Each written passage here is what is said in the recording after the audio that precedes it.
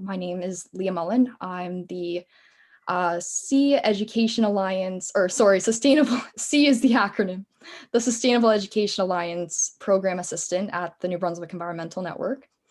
And I am joined today by two of my fellow coworkers. Thank you very much in advance. Zomi Burkhart, she is the Sustainable Education Alliance Coordinator. And we are also joined by Clara Thayson, who is the New Brunswick Environmental Network's Biodiversity Program Coordinator.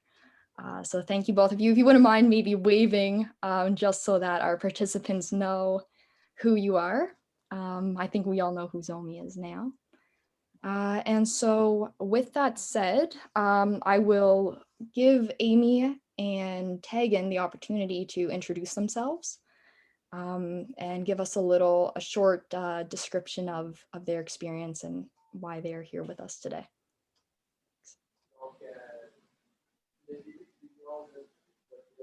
So I'm Amy Floyd, and I work with a couple of organizations, the Raven Project, which stands for Rural Action and Voices for the Environment.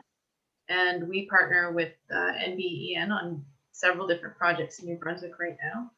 So I work on food security in rural areas, primarily in the Nashwauk Valley, which is my home, and that's really exciting.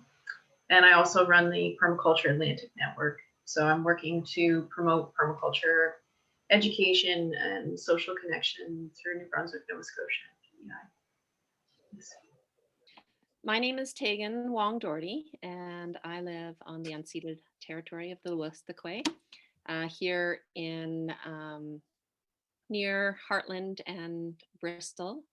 And I have worked in this area in terms of organic agriculture, and in particular with schools for over 20 years. For the last 12 years, I've been working at the Knowlesville Art and Nature Center, and we have gardens and greenhouse and lots of things that we do with kids in the summers that are connected to the land. And so I'm excited to share some of those experiences with you today.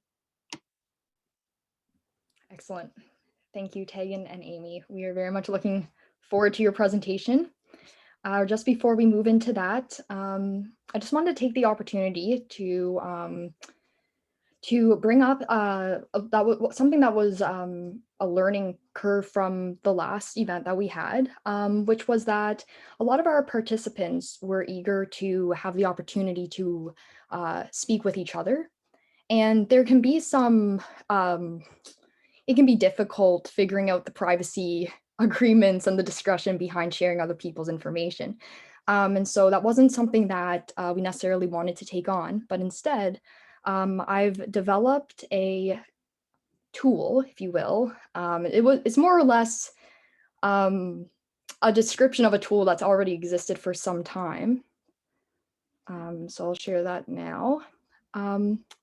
So this is called Operation Growth. Essentially, the whole purpose of this plan is to help expand on the network and the community and just the overall conversation that our participants of these events are able to have in between the events, because they can be anywhere from a month to a month and a half dispersed, and that disconnection isn't necessarily always the best thing for brainstorming and creating ideas.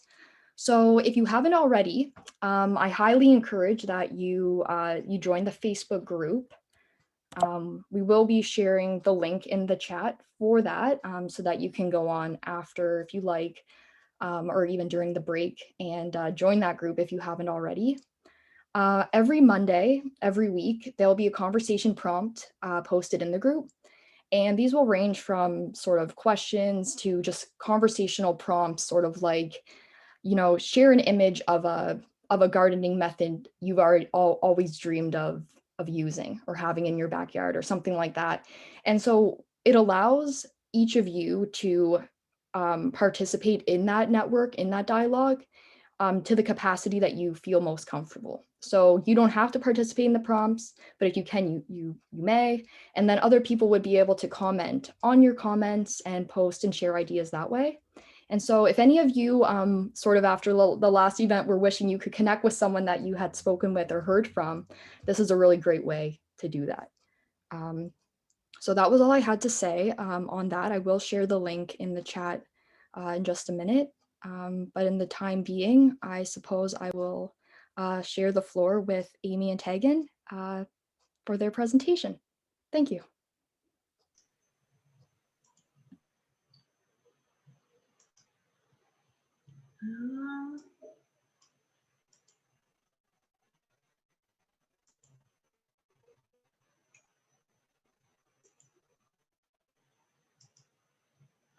I've got several screens open here. How does this view look for you guys?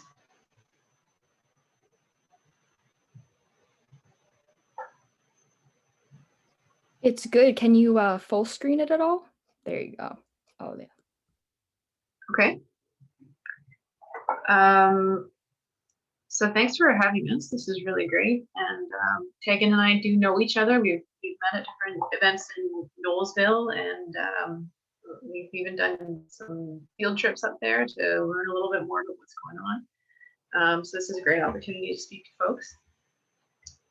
And let me move through the slides here. Okay.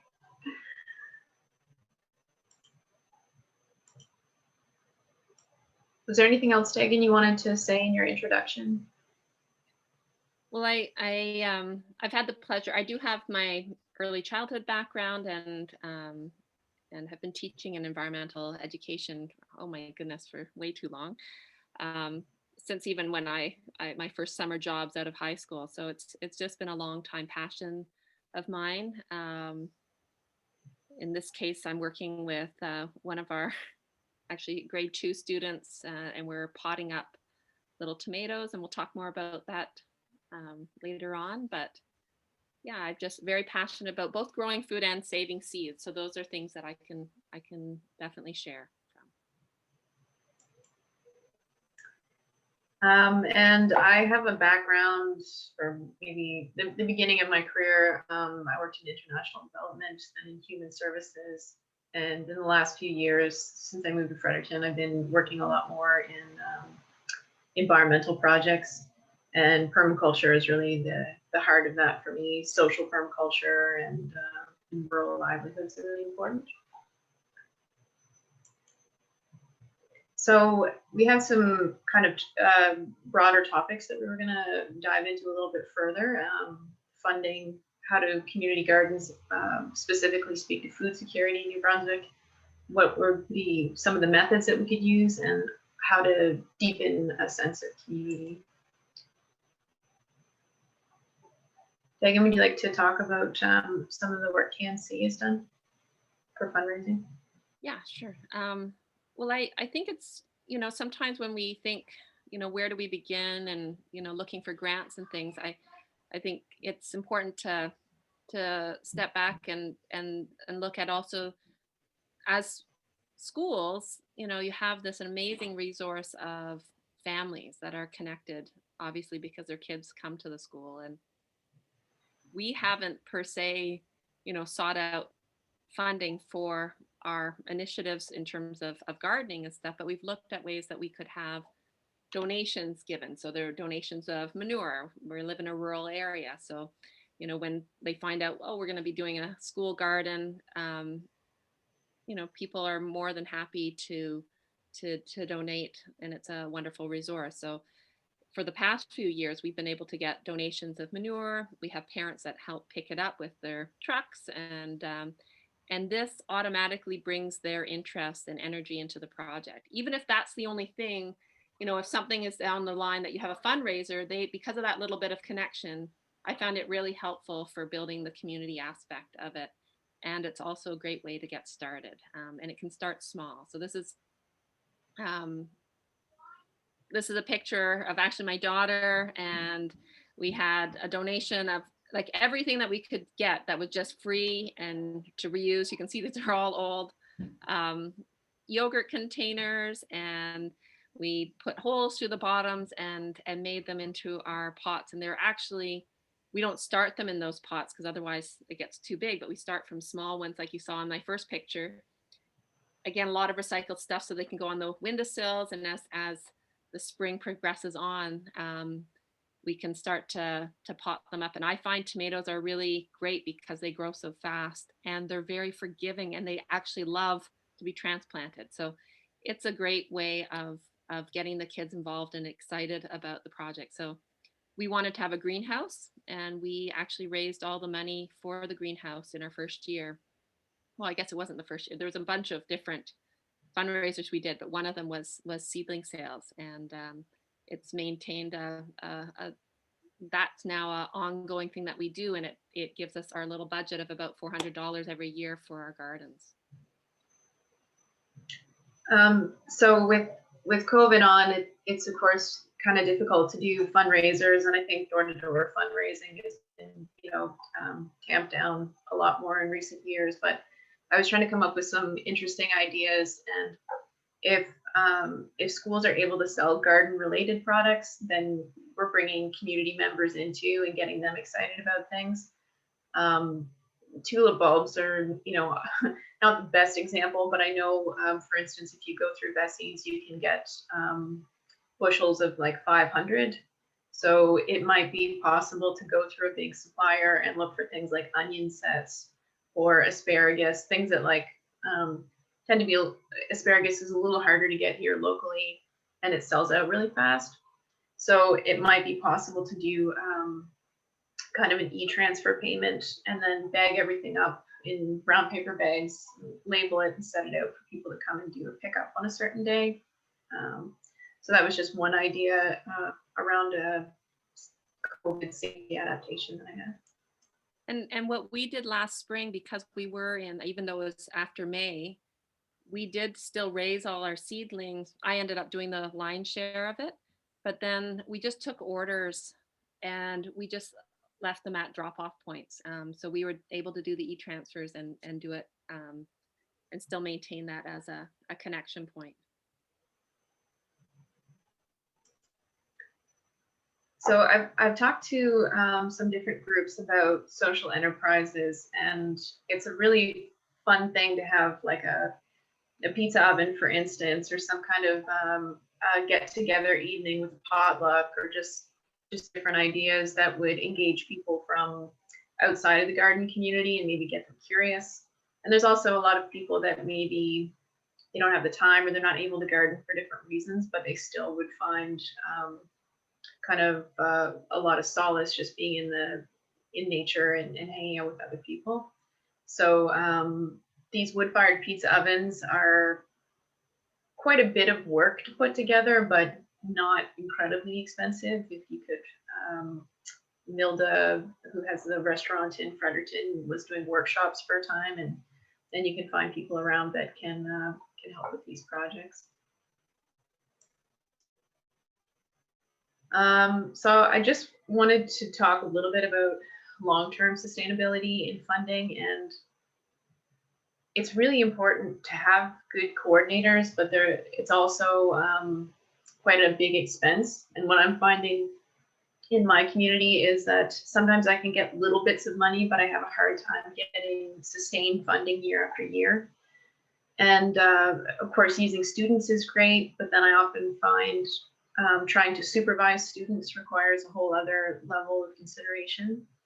And so one idea is, if you're not able to, for instance, pay all the mandatory employment costs for having a student, like the employer contribution, it might be possible to have coordinator roles that rotate among maybe 4 or 5 people.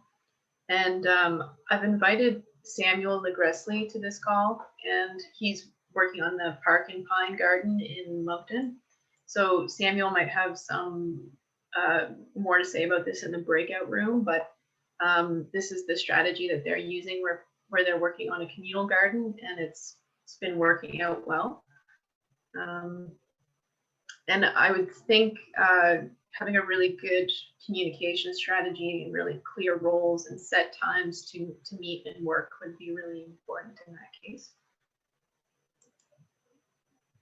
And I noticed in 2020, a lot of the food, the funding that I had hoped would go into supporting gardens and food systems mostly went into emergency funding, and that's definitely understandable. It was food hampers and transportation delivery services and that kind of thing.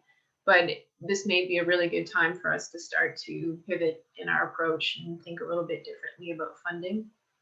And when we're less dependent on external funders, of course, our projects can be more stable in the long term. And also, when we have more community involvement, then of course people feel more committed and dedicated to show up year after year. So we had some thoughts about food security, and it depends, I guess, who would be primarily using the garden. So in a lot of cases, if for instance you have just folks from the community that are maybe trying to save a bit of money, they might be looking to grow more expensive things like basil and tomatoes and peppers. But for a school-based garden, we were thinking that root crops would be a really interesting thing to take on. Dagan, do you want to talk a little bit about your experience with that?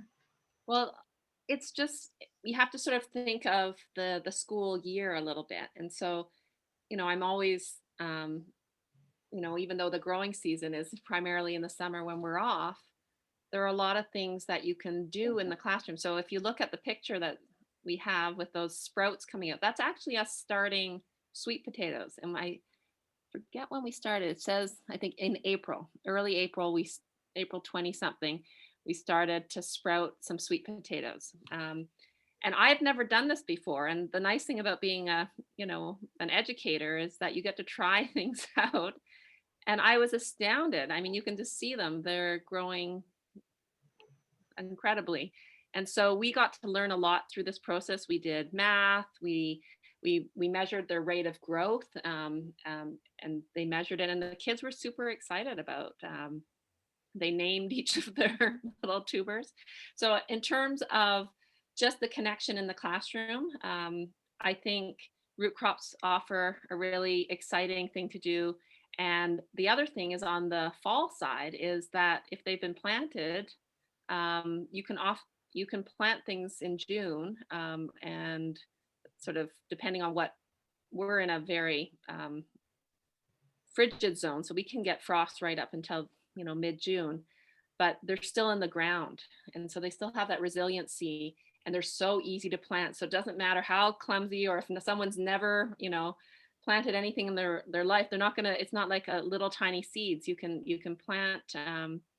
Potatoes in particular are so easy to plant. And then maintenance is something that we can talk about. But the neat thing in terms of the school season is that then the harvest is in the fall. And there's so many things in terms of what you can do, and they're familiar crops. So just that idea of schools even feeding the families that come to them, you get quite a nice shopping bag full to send home with each student if you didn't have a place to store it right in the school itself. So that was sort of my dream, is that our school could provide some of that caloric excitement. And maybe they're not the most expensive things, but the excitement that brings and that experience to the children, I think, is infectious. And so that can then go a long way of opening up the doors for future experiments in growing things. And then in terms of storage, that's quite a consideration. Like myself, I've been looking for funding for community cold storage. Like in my own house, I can't keep things very well over the winter because of the temperature in my basement. But it would be worth looking at if there should be space in a school or like a semi-insulated, a workshop or a shed or something like that where food can be kept. Because for people living in apartments, it is really a bit of a challenge to keep stuff over the winter, should you happen to get enough of a haul that you want to keep things. And I just wanted to talk a little bit about the space. So we typically have these 4x8 raised beds in most community gardens because they're easy, and it's very clear which plot belongs to who. but I would challenge us to stretch our thinking a little bit on that. So if somebody is in their third year gardening and they're doing really well, but maybe the rule is they're only allowed to have 2 beds because you're trying to share amongst everybody. Is there a space somewhere else in the community nearby? Is there a field that's just getting, mowed? Is it just all grass spaces, which there happens to be usually a lot of around schools? And would it be possible to add more raised beds there, or even just actually start tilling? So there's a few schools that tried that. I think Sussex High School did that for a time, and it's kind of a different dynamic to grow that way. And of course, there's challenges with school sites having a lot of fill brought in, I guess, when they're constructed. But if you can make that happen, I thought it would be quite interesting to have people expand. And then also, if there were entrepreneurs in the community that could really be producing a lot of food and sharing that out for people who aren't able to grow, then that could be a big step up for food security. And Tegan, you have a photo here of your mixed gardens, right? Yeah, so where our center is, it doesn't have, like, it's in a treated area, and it has a sunny sort of south side that you can definitely see. And so we have raised beds there. We have 2 raised beds that are actually just 4x4, and those are great just because I put usually herbs there, and we put lettuce, things that just like are munching foods. But our main garden is about a 15-minute walk away. Um, and it's just that it is an old hay field, and we were able to get it plowed up, and it can be weedy, especially if it's, not tended to, but I use a lot of mulch, so you can see a lot of hay and straw in the foreground. And the kids are involved with it up until, school's out, and then once we're in camps, there's some little bit of garden stuff, but I also have some summer students that can help just maintain it through the summertime. And when they come back in the fall, this must be a fall picture because some things have already been harvested, and the kids actually get to do the majority of the harvest, and it's quite exciting. And I think, tying, New Brunswick has a fairly rural population, and still does have some small mixed farms, and even linking it, depending on how often you could see your class going, it is nice to have that walk. I love that option. But even if it was a bit further, then I guess it could be, when we're out of COVID, it could be a little field trip. And then it could be an arrangement it could be maintained perhaps by a farmer, so that the space, when it comes in, the kids can be participating in it in a way that still allows some level of care, but there's a shared care aspect. So there might be some different options, but ideally for us, I love having it 15 minutes away, because then we actually get that walk in. We also go out and work in the garden, and then we also the walk back. So there's a lot of exercise and physical activity that's involved in it.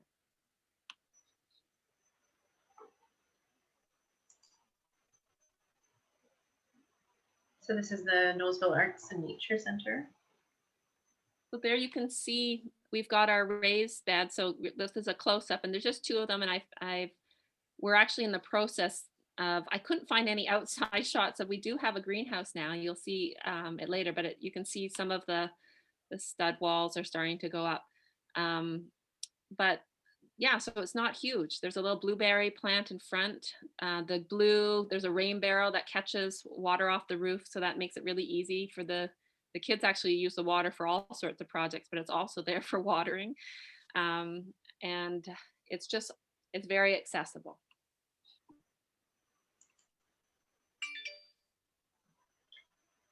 So Tegan and I were both on the same page with seed saving and the importance of making a beginning to end process. So myself, when I started to garden, I didn't grow up with that in my family really, and I would go and I would buy all my starts from Canadian Tire or Walmart or wherever, and then they're often not well cared for anyway when you pick them up and you bring them home, and they don't do very well.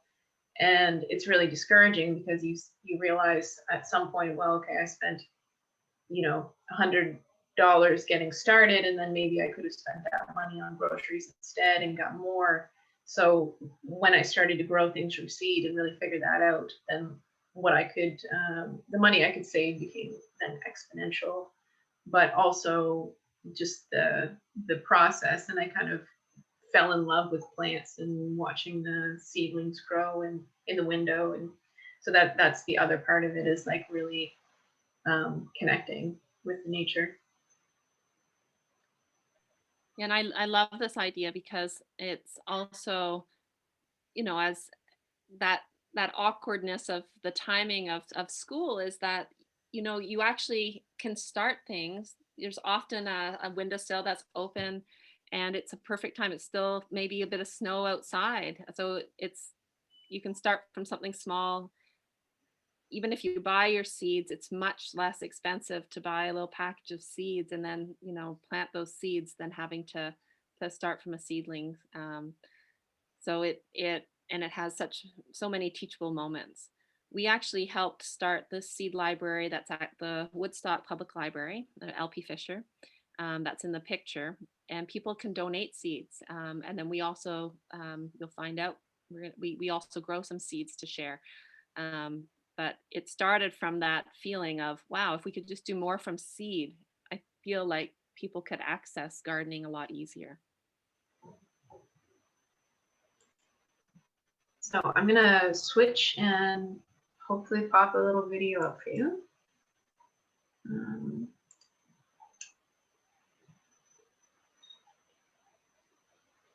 So my kids actually entered a Raven photo or music video contest this spring, and this is what they came up with. It had to be on something about cute community food security. So where are we off to? Right now we're on to the seed garden that supplies the most part of the center. This garden gives us enough seed to share, even with the local library.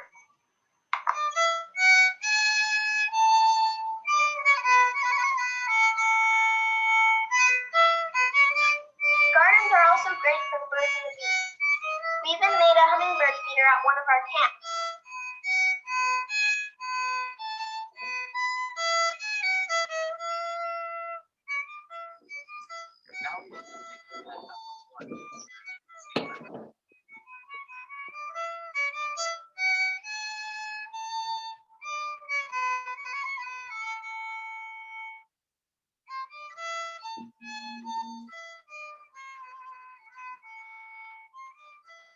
Seed library works like any normal library.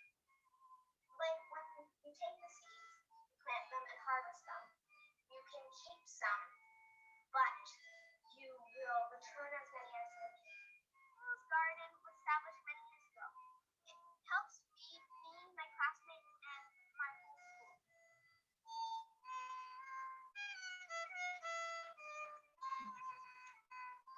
Maybe if we have a garden here, we'll be able to have gardens in other places.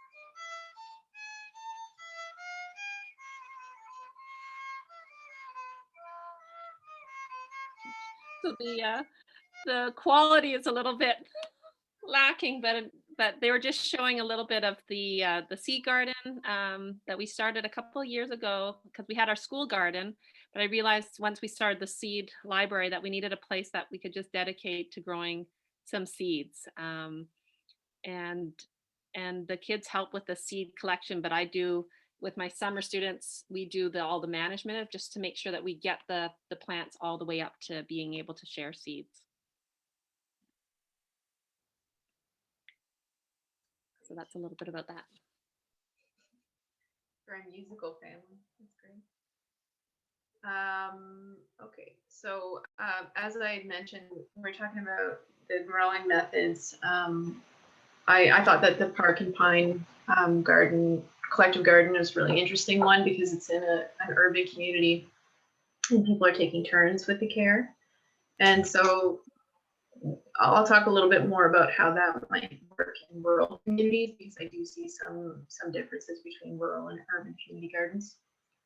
I would encourage people to really think about irrigation. My partner and I worked on some articles for the NB Media Co-op about the drought in 2020, and Drew had asked people to send in photos, and we got photos from all over the province, and people were underneath the bridge in Heartland, and it was just dry rocks. And so I unfortunately think that we're probably going to have more and more of those years, because we've been kind of in that cycle since about 2016. So in terms of having successful beds where people are not going to be around as often during the height of the summer, one of the things that you might think about is wicking beds, or having irrigation system set up, and whether that's through catchment from a roof or just hooked straight into the school water line. And Zoe, there is the pamphlet that you developed, when was that, in the spring, and it had different methods for setting up school gardens. And so I don't know if everybody has had access to that, but it covered wicking beds and a lot of the different hugelkulturs and different techniques. So food forests are really popular, and the price of setting one up is a little bit expensive, just because high bush blueberry is going to probably around $35 or $40 a piece, and your trees are looking to be around $75 to maybe $130 each. But if you average that out, that you might have food security for 80 to 110 years potentially.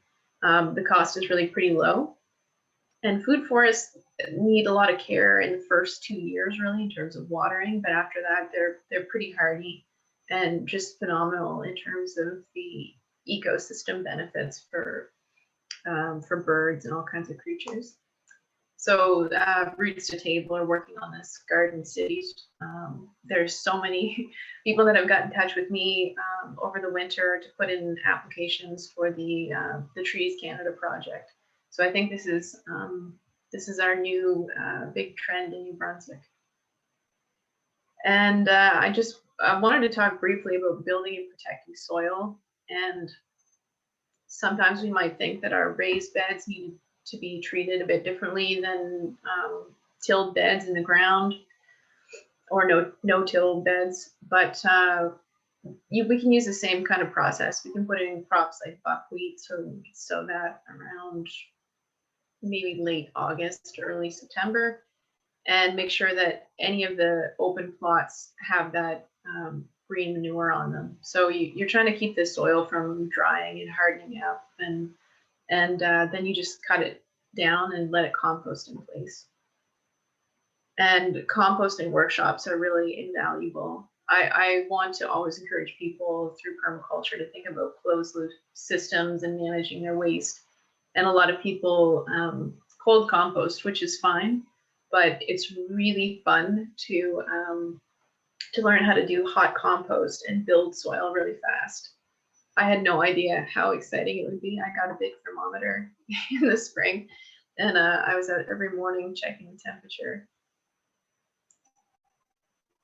And so just doing a little bit of demo stuff where you can too. This is a project that the Permaculture Atlantic Network through the Fredericton Permachats group did. This structure is at Picaroon's Roundhouse. It's down by the river. It was designed to be flood proof, which is why it's quite massive. And in the fall, we had each of those 6 vertical beds filled with herbs and vegetables that there's a restaurant now in the brewery, and they'll be able to take that kind of garnishes and salad greens and those kind of things and integrate them into their plating. I don't think I recommend this design. It was pretty massive, but it was pretty difficult to put up. But we were, predicting floods probably every 4 or 5 years. So, and as far as growing methods, I think there's another call coming soon, perhaps about dreaming big in community gardens. And I really like this setup at North and South Esk. I was just happened to be driving through Sunny Corner on a visit to Metapanahiag a couple of summers ago, and I was so impressed with the setup there. I'm not certain whether they had 3 or 4 season greenhouses, but they were really doing a great job with the passive solar work. And I've talked to folks in PEI and other places about where they had actually a few schools that had greenhouses integrated into them, about using the spaces for kids that just really need a social break, need to get away from some stimulus and just relax. And so there might be a different kind of funding for that. You might consider renting part of a greenhouse out to an entrepreneur that would want to do microgreens or salads, things like that. It can be around, I'll just throw out $30,000 as a general ballpark for the greenhouses that have the geothermal style earth tubes in them for passive heating. And one of the most inspirational projects like that is from a group called the Groundswell Network, and they're in Invermere, BC, which is maybe 3 hours west of Calgary. They have the largest indoor greenhouse in North America. It runs 4 seasons long, and they've had a massive community network and effort around that. If you get time to go check them out, it's a really lovely setup.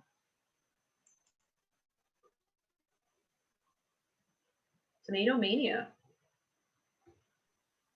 We're nearing 2 minutes left for our presentation, Amy, but this is our greenhouse. I had an inside shot, but I didn't have anything outside. But we started with drawings, and the kids actually, the grade 4 to 6 students came up with some design ideas.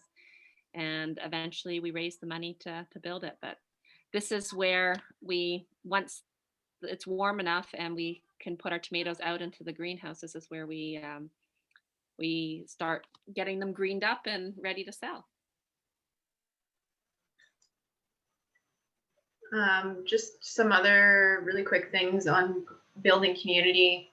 One of the things to consider in a rural community is that if somebody has to drive home 30 kilometers from the city, they go home, they have supper, they're probably not going to want to get in the car and drive for another 15 or 20 kilometers to get to a garden in the evening. It's also not a super carbon friendly option. So if it's possible to have gardeners come from closer, that would be great. And one of the things that I've noticed in talking to food banks in particular is people start off with really great intentions and they get a garden set up in the spring, but because of how difficult public transit can be, people often don't make it to the plots and they become essentially abandoned. So by the time it's realized that no one's going to do the care for them, most of the season is going on, and it's pretty hard to get started in July with a lot of the colder season greens. And this is one of my favorite ideas for an accessible design, because it's just basically bins from Home Hardware or Home Depot or whatever that are dropped in, and you can then pick the bin up and then move it into the house if you wanted to put it in a porch or something like that and get some season extension. And the only thing I would say is there are a lot of design ideas on the internet, but they may not all be set up by people that actually have disabilities. So there's certain distances that you need for reaching and certain heights for wheelchairs. So maybe do some due diligence with that before it can be designed. And there's just a couple of things for a rural community. What we did with the Raven project in the spring as a response to COVID and food insecurity was that we made kits. So my mother-in-law and I worked really, really hard in her garage, and we made, I'm not even sure, I think 12 or 13 4x8 raised beds. We had them in halves, we put them on a truck. We had Scots come with a great big delivery truck and give us flats of manure and soil. And I went in and handpicked seeds for the participants. So we dropped everything off in their yard, which was really awesome for them, because for a lot of folks that have maybe a small compact car, trying to get 8-foot lumber is really a challenge, especially when you're really far outside of the city and you can't get delivery. So we basically just eliminated any barrier for people getting going. And quite a few of the people had never grown food before. So this fellow in the picture, Travis, had a gorgeous garden. And the last time he'd grown any food, he was like a child, and he had some experience working with his grandparents, but was like really enthusiastic. That's amazing. Amy Tegan, I just want to let you guys know that we are at the time for our break now. But that was absolutely wonderful. Very informative. And I think that with everything that's been presented upon so far, we probably have some guests with some burning questions. So I guess with that said, we'll take our quick 5-minute break here. And when we come back, we will devise into breakout rooms. Each participant will be assigned one.